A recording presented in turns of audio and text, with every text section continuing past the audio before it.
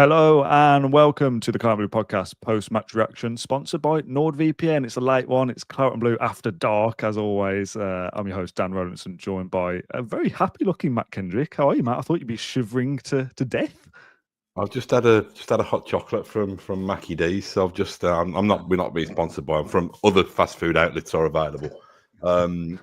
So I'm just it's warmed me up, but me Big Mac and fries have gone cold in the kitchen. So let's crack on.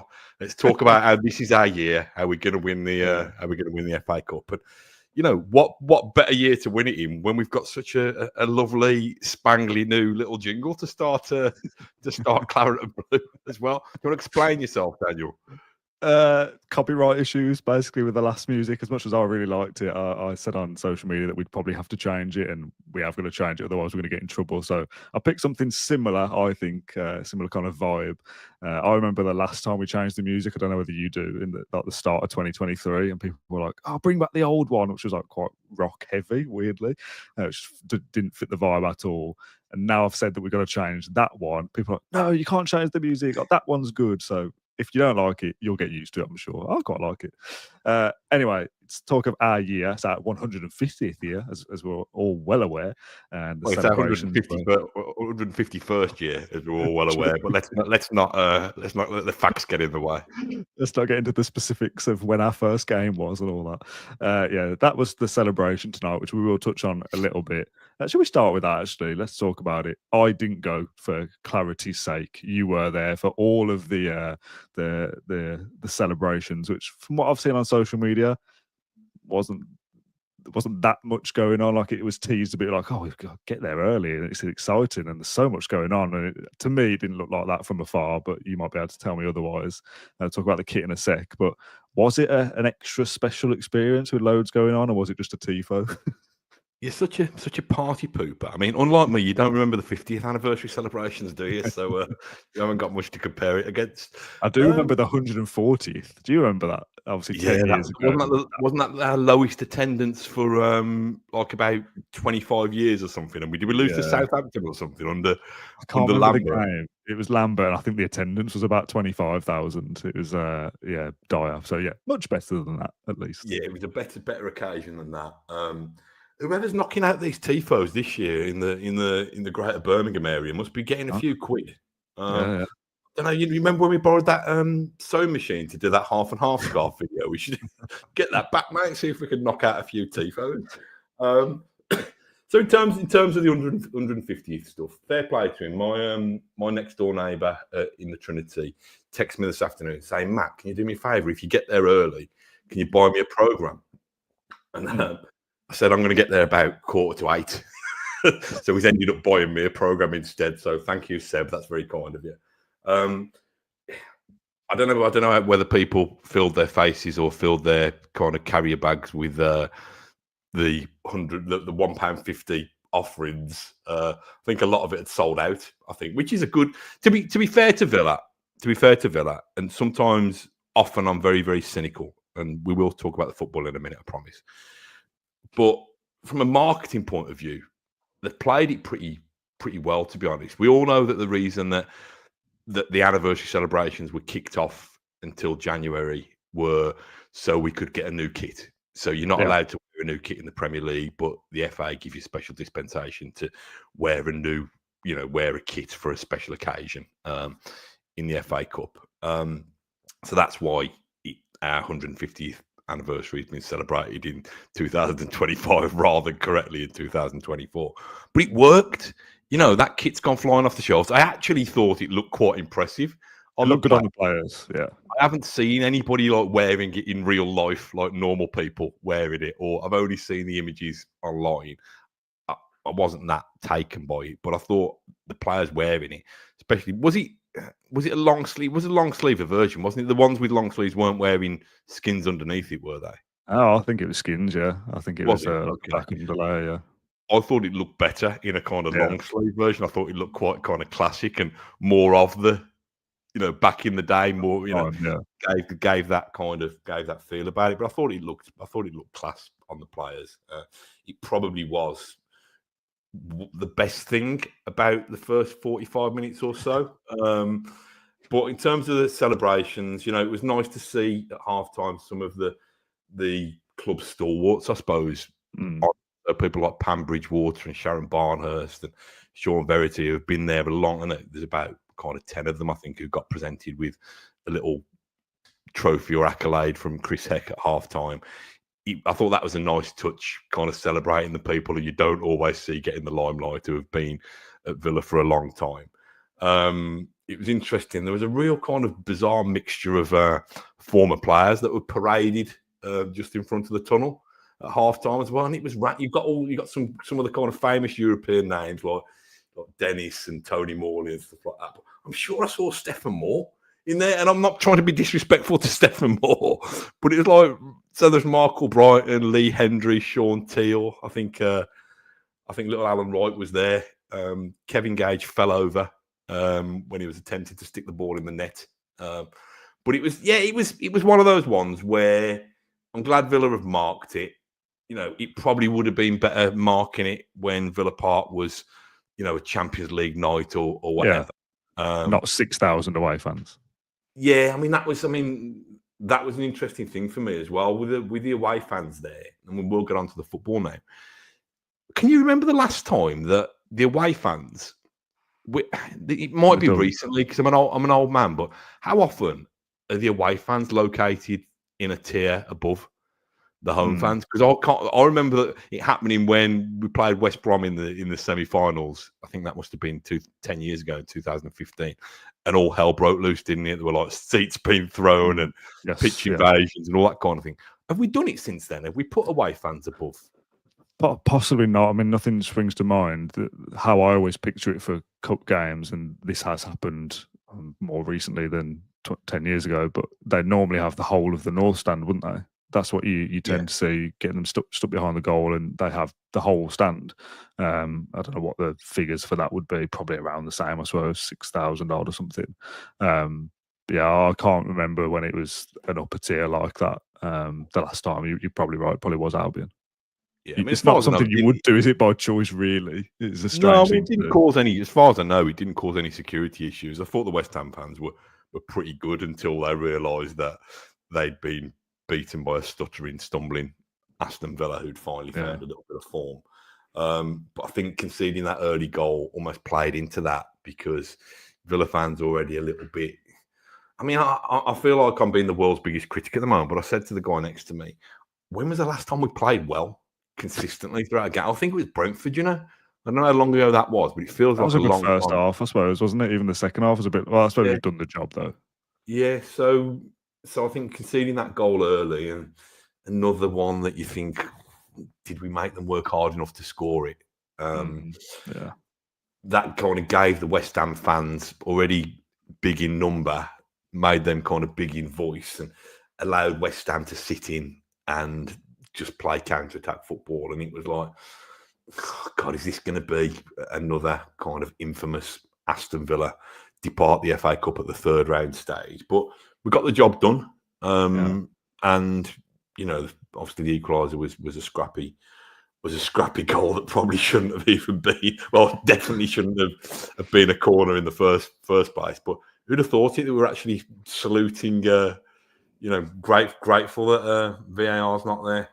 Probably everybody would have thought it, to be honest. To be fair, VAR don't get involved in that kind of thing, because I've always said stuff like me and my dad. It's one of our kind of bugbears with football, that it's such an easy thing to check. By the time the corner taker goes over to trot over and take it, they'll have seen a replay and they could just go, "Oh, hold on, that was a mistake. Carry on, everyone. It was a goal kick, actually." So VAR should never get involved in that when they should. Tielemans had a shot that was a corner that wasn't given. So as far as I'm concerned, that's swings and roundabouts. West Ham still have a chance to defend the corner and don't very well. They get a couple of bites at it and fail to deal with it. So it's one of those. Sometimes they go for you, sometimes they don't. I wasn't quite sure what this podcast was going to be or how long it was going to be, just because of the first half we could literally just say nothing at all. We conceded early again, conceded a goal that was too easy again, and then after that, nothing. Absolutely no threat from Villa whatsoever. I don't think a shot on target. I don't think a shot at all, actually, in the first half, which was just so poor. And how many times have we said in the last, I don't know, couple of months, last few weeks, that was one of the worst halves of football we've seen, or the worst hours of football we've seen. We've said that a lot. And then along comes another performance that, that was a bad one. And that's a little bit concerning. More often than not, where we are in the Premier League is that we're still chipping away with results here and there to be okay. And today we've done the job to get into the hat for the next round, which is ultimately the aim of the night, and we've achieved it. But the fact that we're constantly saying things like, "Oh, that was a bad half since," or "When was it?" or "Last game," that's not great, is it? No, I don't mind it though, Dan. I like it when we find ways to win football matches when we're not at our sparkling best. Swashbuckling, some might say. Yeah, we certainly weren't at our swashbuckling. I've not even had a drink. I know it's a Friday night. Swashbuckling best in the first half. To the extent that I don't know. Did Watkins touch the ball first half? I think he had something like 4 touches, and one was the kickoff. I think I read somewhere. I think Rodgers, you thought he'd be kind of really at it after missing the last game through suspension. He couldn't find any kind of form, and Bailey's been the Liam Bailey of this season rather than the Liam Bailey of last season. Yeah. I'll tell you what annoyed me, and I'm normally his biggest fan and his biggest kind of champion, but Mings annoyed me. Mings and Konsa annoyed me a little bit tonight because they're so, and I kind of get it, and I wouldn't want them to play the ball rashly, but they change it. They get on the ball and they change the position and look one way and look the other way. And they end up giving the ball, telegraphing the pass where they were going to put it in the first place. Yeah. And I think at times, Mings thought he was still playing alongside Luca Dean because he was. Whereas Maatsen was ready, he was ready to make that run or ready to receive the ball further up the pitch. He was kind of playing it in behind him, and he was having to turn back out and stuff. But I'm probably splitting hairs, but it just frustrated me. I just think it reminded me, you have got this to come, Dan, with your lad when he starts going to kind of nursery and school. It was like, kids when they take ages to get ready, just ages to do anything. Tyrone, come on, just put your wellies on, put your coat on. We've got to get out the house. And he's like, no, I'm going to have a look round here. I'm going to have a look round there. And then I'm going to give the ball where I was going to give it in the first place. So, yeah. But I suppose that's where you're used to seeing Pau Torres, who can advance the ball kind of, or whether he steps out with it or whether he picks the pass. And I think Ezri Konsa and Tyrone Mings are brilliant defenders. I think they're brilliant footballers. But the gains that you get from Mings in terms of him defensively and physically, I think sometimes you lose that in terms of being able to just get the ball rolling and moving a bit faster. But yeah, first half was just it was just a write-off, and it was just oh God, all those ones who've watched it on ITV, I thought they were the mugs, but we're the mugs for being here, basically. But that flipped eventually. Yeah, we're all mugs, aren't we, at some stage, I suppose. I think the frustration with Mings is definitely there. I mean, he can play a pass, he absolutely can, but there was times where he either underhit it or overhit it or just chose not to play the ball to Maatsen that was absolutely on 3 or 4 times. Like, the ball is there and he's just dallying around, not doing anything.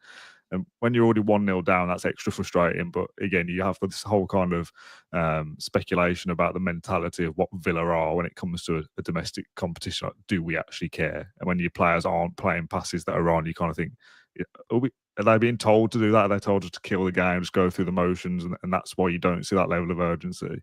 And we've spoken before on the podcast about, like, we want to get through these early rounds of a domestic cup almost like by accident, like kind of as we have tonight. Really, like, we've not played well. Besides maybe a 10-minute spell, 15-minute spell, and we've managed to beat fellow Premier League opposition with a couple of. The goal wasn't good, but well worked, I suppose, in the sense it's come from a set piece. And then the second goal was tidy from Watkins and Rodgers, and we've kind of just done the job. And to a certain extent, it doesn't really matter how that came about. Again, the history books will not say that was a scrappy win from Villa. They just won the fixture. They got through to the 4th round, and that was ultimately the task. But as I say, when you concede in the first 8 minutes or so, and you've got this kind of lack of urgency or lack of just wanting to do anything and not even getting a shot away until an hour, just feeds into that kind of mindset of like, do Villa actually care here, or is this intentional? Yeah, I mean, it was interesting though, Dan, because looking down at Emery, probably within the first 2 or 3 minutes of the game, he was shouting, ranting at a ball boy to get the ball back in faster. Yeah. And I thought, well, he clearly he's either a very good actor, he's either a very good actor, or he clearly wants to bring some intensity to it. Somebody I've just noticed in the comments, somebody's said about Tielemans, because normally Tielemans is our I think Kamara's normally your go-to man of the match, isn't he? But Tielemans tends to be the one to me who's kind of consistently a class act. But he was off it today as well. I thought the application was there still, but the execution just it wasn't working for him, to be honest. And he looked better dropping further deeper as well when Barkley came off injured, which is another kind of side narrative, I suppose. And another game, another injury, really frustrating. He didn't look massively comfortable. I didn't think Ross Barkley in that position either for the first goal. He's nowhere to be seen and looks like he's tracking back, running through treacle. When Tielemans comes and drops in deeper to replace Barkley effectively, and Rodgers becomes kind of the outball further forward, that seemed to work better, and Villa kind of seem to click into gear in the way that we know they can in that period. But it's difficult. I don't want to single out too many individuals. I thought most of them were off it basically all the way through, apart from that spell. But you're right, Tielemans wasn't as good as we know he can be. And when he's not, Villa aren't playing as well. Yeah, and I thought it became contagious at times, some of the kind of sloppy use of the ball, and we're giving balls away and not moving it quickly enough. But again, we found a way. I know we're not doing the man of the match because you've got to update the new music. Update the graphic with the music that no one likes. Yeah, I don't think it's given a little bit of a battering, hasn't it? But it'll grow on people. I've seen 2 comments, which, to be honest, is not enough. It's 400 people watching. If when we post this, and it comes out, they're going to do it now. If you goad them into it, they're all going to slag it off. Fair enough. Yeah.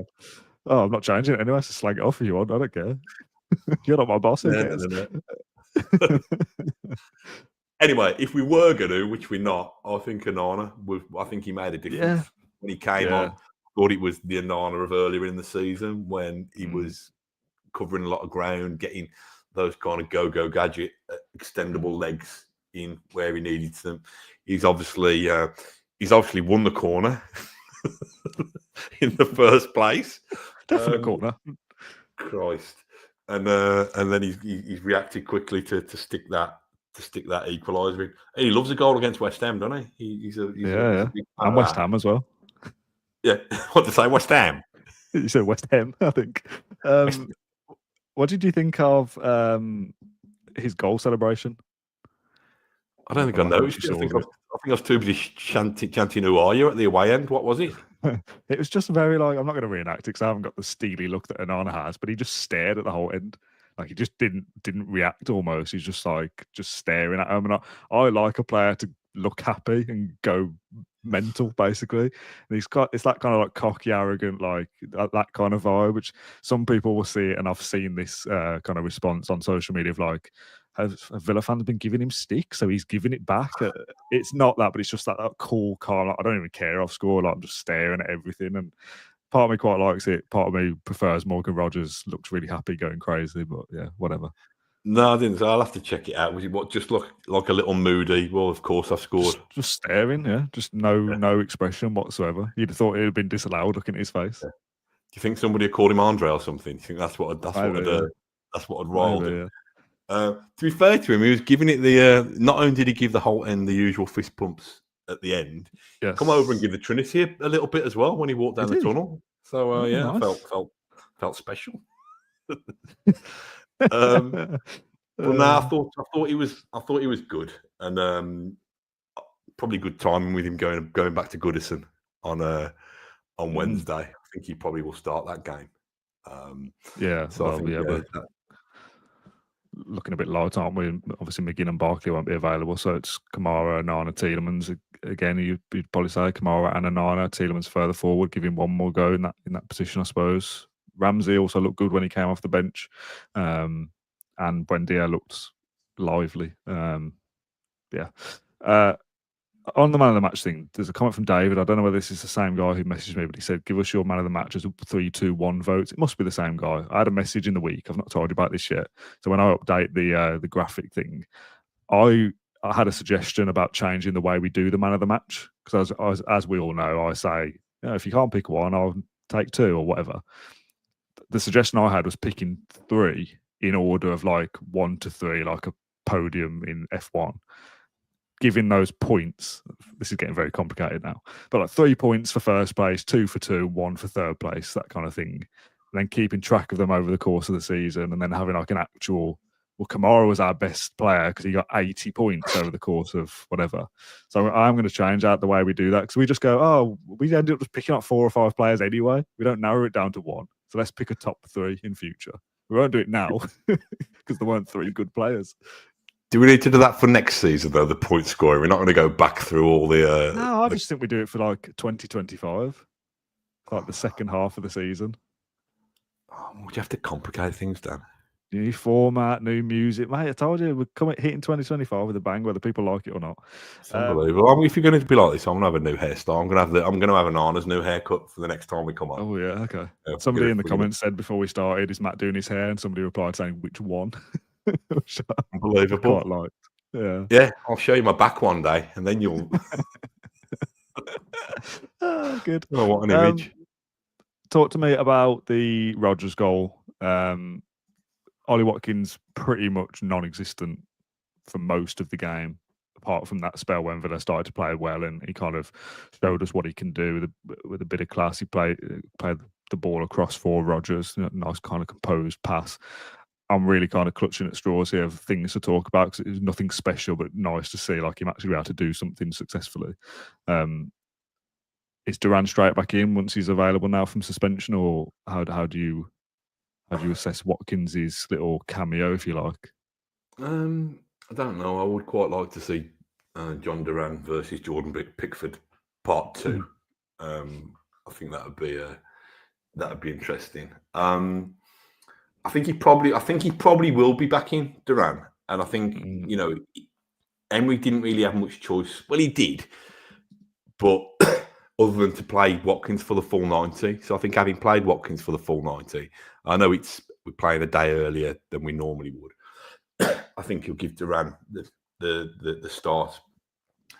I thought Watkins, listen, he didn't have a great deal to feed on tonight. I was really impressed with that second goal. There was very little quality in that game tonight, but that was probably the moment and the time when Ramsey's rattled the post as well.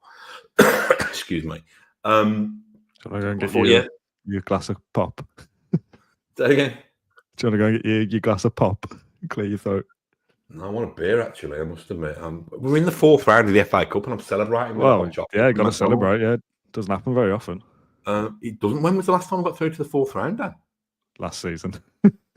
Oh, but before that, it was the year we got all the way to the final, so 10 years.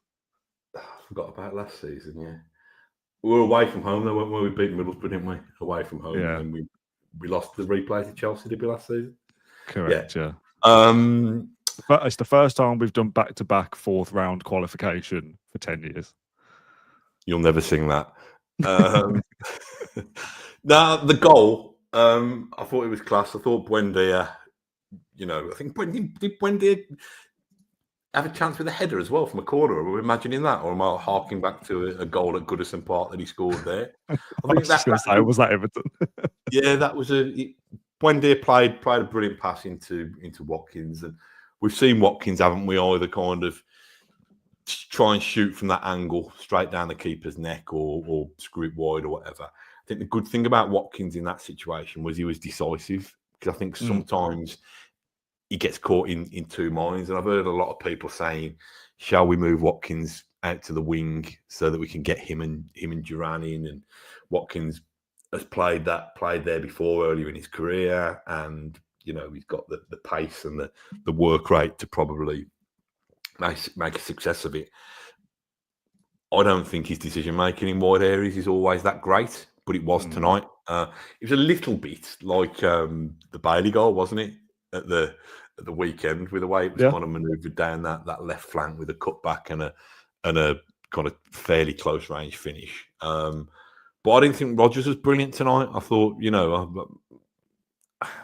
that again, it's a cliche, but I hope that goal will spark Rodgers as well, because I think he needs to be a lot better.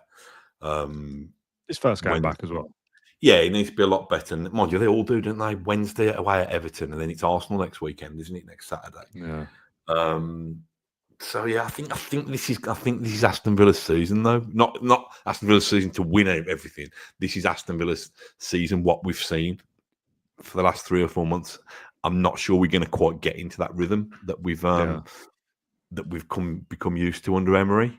So it's just making sure that the games when we are below par, we find a way to win them. So that's again why I think I heard a smashing of boos at half time. There was, at half time, yeah. Which I thought was a bit harsh, that, I think, to be honest. We were crap, and inside I was booing. But I just think it's a bit harsh. Well, I think they deserve better than that. But what does an inside boo sound like? Probably just like my stomach rumbling. Okay, yeah, that makes sense actually. That's a good description. I like that. Yeah, in terms of just like winning games, even if you're not playing very well, that is kind of, as I said, Villa's approach to the FA Cup, and we'll find out who we play in the 4th round, the hallowed 4th round, after the Arsenal Man United game on Sunday afternoon. If it's a case that Villa get a easier draw, I know it doesn't always work like that because you can lose to anybody, as Villa have seen over the last 10 years. Villa will hopefully be able to navigate their way through that, make changes, you beat somebody, and all of a sudden you're in the 5th round, and then do the same again. Oh, now we start taking this seriously, is Villa's attitude towards it. Firstly, as a stupid question that means absolutely nothing, who do you want in the 4th round? Do you have any preference whatsoever? And as a more serious question, can we wear this black kit again? Will this be like our FA Cup kit now? So there's a chance that we'd have gone out tonight and we'd have never seen it ever again, but now we know we can play with it in the FA Cup. Will we play with it in the 4th round? Yeah, 1-0 down. The fella next to me said they were, I know they sold out quickly online, but if there were any left, they were going to kind of probably shred them and turn them into black armbands at the end of the game. I should imagine if Villa think that they can try and flog as many of them as possible. I think they'll wear it again for sure. They will try and capitalise upon that. I don't know who I want in the next round. I want us to go on and really progress in this competition. So how long ago is 1957 now? 68 years, is it? Yes. 67. So, something like that. So 68, 68 years it would be this year. So there'll be very few people alive that remember that. Yeah. Like properly, I mean, like if you were 10, you're 78 now. Like there will obviously be people, you know. You've got to be mid-70s to have any real proper recollection of it. And by the time you're mid-70s, with respect, what's your recollection of it going to be? And they're not watching this, so gonna be like anyway. It's a bit actually too. Just as a side point, earlier in the comments, two people, in fact, I've got nothing to verify this, said that they remember the 100th anniversary in 1974, which is absolutely obviously feasible. That's not that long ago, or 50 years ago, isn't it? Yeah, do the maths. 1-1 with Spurs, apparently. I don't know whether that's true, but the fact that if that is correct, a couple of our viewers watching live tonight also remember the 100th anniversary, and it's 50 years later. That's quite cool, isn't it? Blimey, what was there, like a tifo made out of a tablecloth or something like that? Or I can't imagine it being I don't know what the ticket prices were for that. Do you reckon they did £1.50 pies then? Well, what would it have been? 100, wouldn't it? So it'd have been a pound pie, wouldn't it? Yeah, of course, yeah. Although, did they have pounds back then, or was it still like shillings and stuff? I don't know, mate. So I'm not as old as I look. Anyway, who do I want in the next round? I thought you'd remember your pocket money then for a second. Shillings and halfpennies or whatever it was. Speaking of pocket money, I had a go at my son today. He's 16 now, so he needs to forget about pocket money, and he needs to go and earn some money himself. He is at college, not just being a complete waster. But I had to have the row with him. Samuel, it's big coat weather. I don't want to wear my big coat. It is big coat weather. Oh, I'm going to wear extra layers. No, and this is how petty I am. Until he went back in the house and got his big coat, I wouldn't start the car. So I'm sitting on the drive. We had this big stand as well. We had this big standoff. And so eventually I won. and he wore his big coat, and he was kept warm. So that's good We've parenting right there. we've spoke about this before, haven't we? I don't know. I was the same when I was a teenager. What the refusal of wearing a big coat because you're gonna get taken the mick out of by your mates at school and stuff is bizarre. I remember exactly the same thing happening. My parents wanted me to take a big. It was the coat I took to Villa. I used to take was like a. I don't know if anyone remembers it. Would have been Nike, I think, a claret coloured jacket, and it was reversible. So like the inside was like a blue fleece, and the outside was like a tracksuity top kind of material. But when you were wearing it, because it was reversible and thick, it made you look like the Michelin Man. So I used to hate wanting to wear it, thinking like, oh, I look massive now, like I'm taking up like this in the space, which is how I am now. But as a teenager, it's like, oh, I don't want to wear that big coat because it's gonna make blah blah blah. But in reality, freezing, isn't it? You've got to do it. I don't know why kids are like it. Well, we used to have the Umbro kind of bench coats like that in the Yeah. early 90s. But we all had them, so for some reason we thought we were cool. We weren't. But what age? We'll put this out. We've rattled on, haven't we? I'll put this out to the listeners. This is half an hour long. I really am. At what age is the big coat tipping point? At what age would you rather value comfort over style? I'd say I'd say out of school. I think when you get to like 18, it's like, right, I ain't going to get taken the mick out now because I'm in the workplace. Everyone, like, if this was me and I was 18 and you were you now, I'd be rocking up to work and you'd be going, oh yeah, I've got my big coat. And I think, okay, well, it's accepted here. Do you know what I mean? Like, it's different now. I ain't going to get taken the mick out of me by my colleagues as I would my school peers. So I think 18, 19, 20 is the time you go, right, it's cold. Get the glove, get the hats, get the coat, scarves, everything. Get 2 pairs of socks on. You don't do any of that when you're a teenager. You don't. Yeah, but you wouldn't do that if you were out with your mates in town on a Friday night. Yeah. Even up until the age of like 25, I don't think you probably wouldn't take a coat out, would you? You would at a football match, but you wouldn't on a night out. Yeah, that's different, I suppose. Yeah. Good do you want me to anyway. You asked me a question about 10 minutes ago about who I want in the next round. Oh, yes, yeah. I don't know. Can I have some more time to think about it? I'm tempted to say Blues, but I always worry when there's been a little bit of time apart. It just takes on this real. And listen, I know it's a feisty, hostile encounter anyway, but it just takes on this. It becomes too moody for me. There's no winning to that fixture, even by actually winning the game, because it'll be, oh, well, what do we expect? Villa are in the Champions League. They spent £1 billion in the last hour. Oh, Villa, of course they're going to win. And if we lost the game, you'd never hear the end of it for obvious reasons the other way. So there's too much pressure and tension on the Blues game. I'd rather never play them ever again in their existence, to be honest. I don't want to I don't want to associate myself with them. I don't want to invite them into our stadium. Ugh. Yeah, you've just ended the Birmingham Senior Cup there as a concept. I think. Fair enough. Yeah, we'll go. I think I want us to go on and win it. This is the thing for me. Even in the third round, I wish players and managers and supporters, and I know we can have this Champions League more important than FA Cup. Making money is more important than winning trophies because it sustains your chances of winning trophies even longer. But who cares if it sustains your chances of winning trophies even longer if you didn't care about winning trophies a minute ago? It's that. But if you could just picture, even tonight, miserable first half, freezing cold, my son face like a smacked arse, he's got to wear his big coat. If you can just picture then a nice sunny day at the end of May at Wembley, a sea of claret and blue taking over half the stadium, everybody in a really good mood, thinking it's our year. Unai Emery in the sharpest, slickest suit you've ever seen, leading Villa out. The players in their own suits just taking How much you had to drink, did you say? But it's the same competition. You can't get that unless unless you do the first bits properly.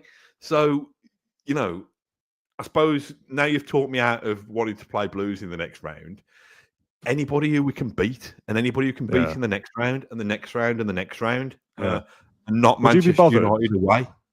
Would you be bothered if we when you do all these kind of things, you have to win it. Like as much as a good day at Wembley is, we've had some of those and been on the wrong side of it, and it ends up being crap. You want to win the game. We want to finally win a trophy after 30 odd years, and the FA Cup after 60 odd. So you got to, that fairy tale has to end with us actually winning the thing as well. If we did get all that way, would you be bothered about having either an easier run to the final or that we didn't play well at any point? Would that taint it in any way? Would it? Because you'd have opposition fans go, "Oh, well, Villa got to the final, but they didn't play anybody, but they didn't play well." Would any of that matter? Wouldn't for me. I don't think it matters, does it? If you get to the final, I mean, you know, it doesn't matter. Just get there basically. And I think I'm right in saying that years with 5s and 0s, 2000 we were in the final of the FA Cup. Yeah. We had a bit of a break in 2005. 2010 was the League Cup final against United, wasn't it? Yeah, and the semi against Chelsea. 2015 was the FA Cup final against Arsenal. Yeah. 2020 was the League Cup final against Man City. So we're due a cup final then. We are, yeah. So that's jinxed that. Man United in the 4th round coming Sunday afternoon. Maybe it's going to have to be a Champions League final. Maybe we're going to have to settle for that. That's true, yeah. We have got 2 opportunities. I was about to say it's a shame we threw away the Carabao Cup as a chance, but we have got the Champions League to fall back on. A Champions League final in our 5th a year ending with 5 is perfectly acceptable. So, yeah, I remember this clip actually. I'll write that down just in case we get to the final, because you get like a little football montage for like it'll show like Rodgers' goal against who did we play tonight? West Ham. Oh, this is the start of Villa's run towards the final. Well, I'll do the same for the podcast, and I'll remember this episode of you going, "Oh, remember that day in May?" And I'll have a little montage ready to go. So yeah, I'll note that down actually when we're done. So that'll never get used then. I was going to say, yeah, that'll be into the ether, forgotten about.